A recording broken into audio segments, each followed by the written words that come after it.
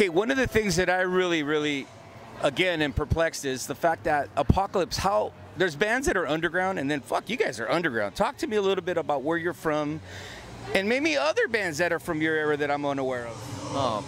If you can hear us.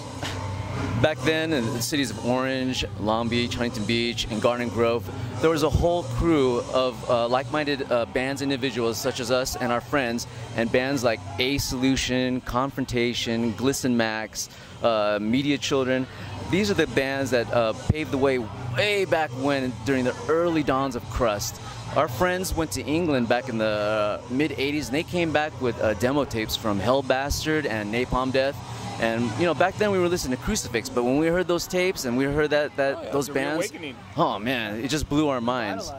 Revitalized. It was like the invasion of England all over again. Oh, it was except crazy. it no longer was the Kinks, it was Napalm. Crazy. It's a criminal shame that some of those bands are like lost in time and forgotten, because they are just as hardcore and heavy as these bands are playing today, man. A Solution with 3 vocalists, dreads down to their ass. They were a badass sight to see back in the day. Do you feel that Apocalypse fell into that sort of gap where, with all due respect, I'm sure you were very relevant and very known in your area, but like, say for someone like me, like unknown. Explain that. Was it because we were all DIY back then? Right, but you got to remember too, that whole crust scene is, first of all, it wasn't very popular. It was a subgenre of punk rock, so we had really no place to play other than with other like-minded bands. So the bands that he mentioned were really the only bands that we could relate to. And then when we found out that Nausea New York and Misery from Minneapolis, all these bands were doing the same thing simultaneously, it blew our mind, because we were really kind of in our own world. This was, which is why you'd probably never heard of us, because it was, crust is an incredible subgenre that was so deep, and even back then, I mean, nobody even had, the term gutter punk wasn't even around. So crust wasn't even really around. I mean, so we were just these dirty individuals back then with this heavy music, listening to Amoebics and just trying to do our thing with a little political edge, and we were just kind of floating underground. We were really, if this was punk, we were right there. We were below it. Oh, yeah. One of the things that I really like is, now that I've discovered your band, is, as you mentioned, your sound. Do you feel that your sound, being that it's organic, was also very influenced because you were isolated and on your own, and you weren't being influenced by, like, say, what's going on now, present day? Actually, yeah, you know, back in the day, when the punkers were getting, I mean, my brother and all our friends, they were getting into Discharge and Crucifix. Man, I was listening to Venom and Slayer, early Slayer, Bathory. And then we figured out we can combine these things. Yeah. You didn't do that back then. No, nobody really did that. Unheard of. No way. But then we realized they're doing the same thing in New York, same thing in Minneapolis, obviously in the UK, and it was an eye-opener. These guys, and then we found John, who's from Mind Rot. We found all these guys. He was also in Confrontation. Like-minded individuals that liked the same type of music, but you know what? If you went to a punk rock show with a Bathory T-shirt, it wasn't gonna fly. Yeah.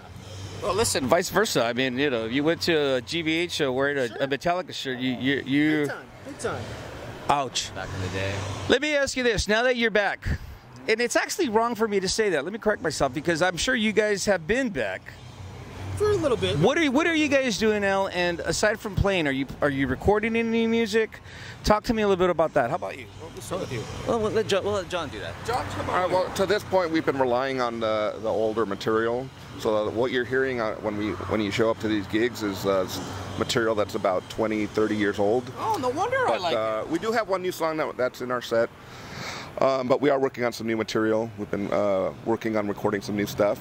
And really, this should be our last show for a little while, because we're going to concentrate on writing some new material. So we want to really get some new stuff out there.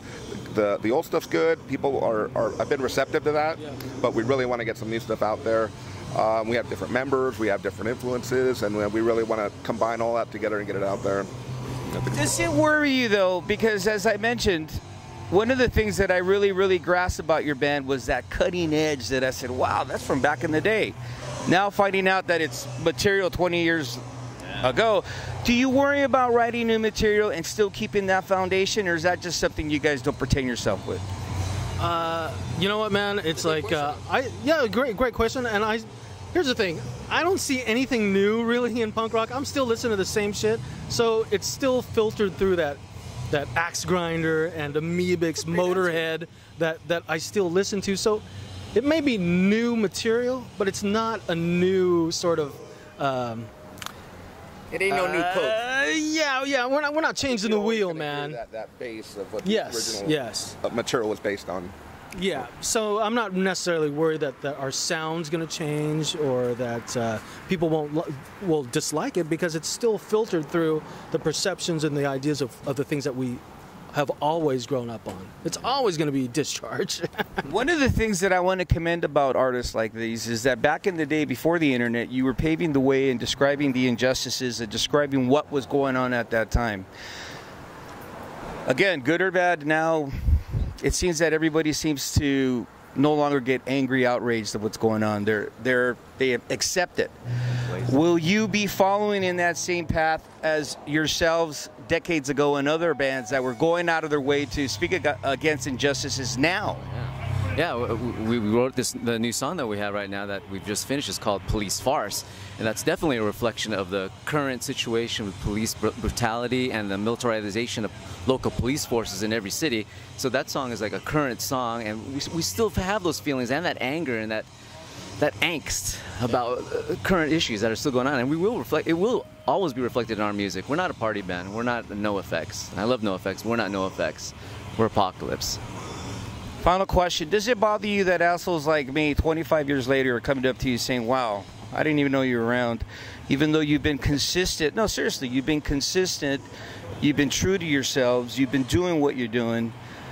And you would think a little respect after 2 decades, and then an asshole like me comes out going, hey, where you guys been?